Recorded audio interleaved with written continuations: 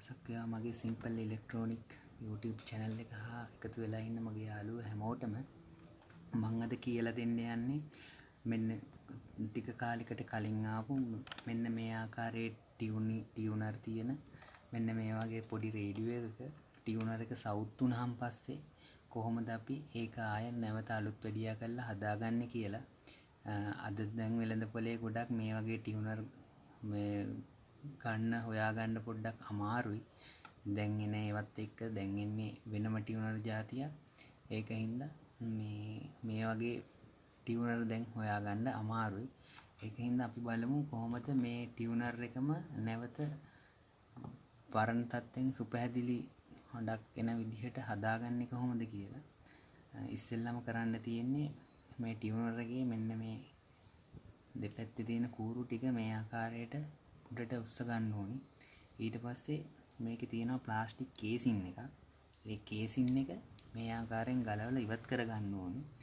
ඊට පස්සේ මේ වගේ උල්ලඬුවක් භාවිතා කරලා මේකේ තියෙනවා නට් හතරක් දාපු එන හතරක්. ඒ දෙකෙන් මේ නට් ටික මේ ආකාරයෙන් බුරුල් කර ගන්න ඕනි. බුරුල් කරලා ඉවර වෙලා මේකේ තියෙන නට් ටික එමින් ගලවලා අයින් කර ගන්න ඕනේ.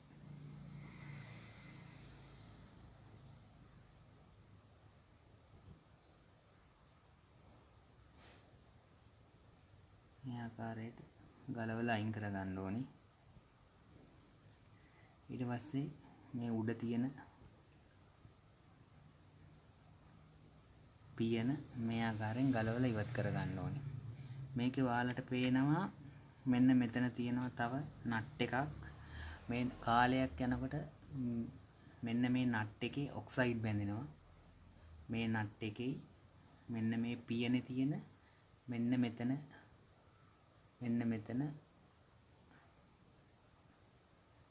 නට් එක සෙට් වෙන තැනයි.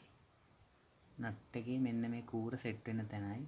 මේක අපිට කරන්න තියෙන්නේ ඕඩිකොලොන් හරි සාමාන්‍යයෙන් පර්ෆියුම් එකක් හරි සෙන්ට් එකක් හරි භාවිතා කරලා මෙතන හොඳට ඔක්සයිඩ් ටික යන විදිහට සුද්ධ කරගෙන ආපහු පරණ තත්ත්වෙන්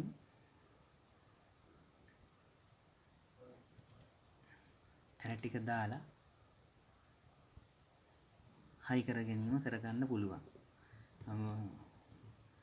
පොඩ්ඩක් අවධානයෙන් ඉන්න මේ ගොඩාක් මේ එන ටික තද කරන්න උත්සාහ කරන්න එපා. එහෙම වුණොත් මේ ප්ලාස්ටික් එක මෙතන පුරන් ඉඳී තියෙනවා.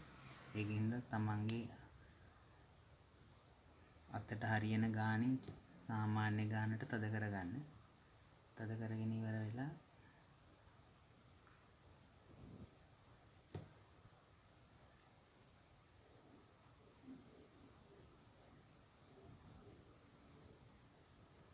මේ ආකාරයෙන් එන ටික දාගන්න.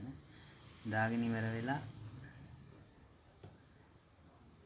පරණ විදිහටම අර කේසින් එකක් දාලා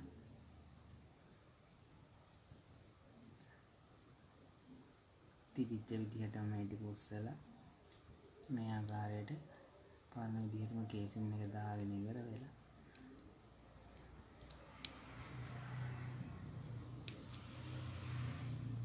මේ ආකාරයට හදාගන්න. ඊට පස්සේ පරණ තිබ්බ විදිහටම බෝඩ් එකට සවි කරගන්න. මං හිතනවා මේක පැහැදිලි ඇති කියලා හැමෝටම. මේ සාමාන්‍යයෙන් අද කාලේ දෙයක් පාවිච්චි කරලා ඉවරුනහම පස්සේ වීසි කරනවට වඩා තව කාලයක් ප්‍රයෝජනයට ගන්න මගේ මේ වීඩියෝ එක වැදගත් වුණා කියලා හිතනවා. ඔයාලා මගේ වීඩියෝ එකට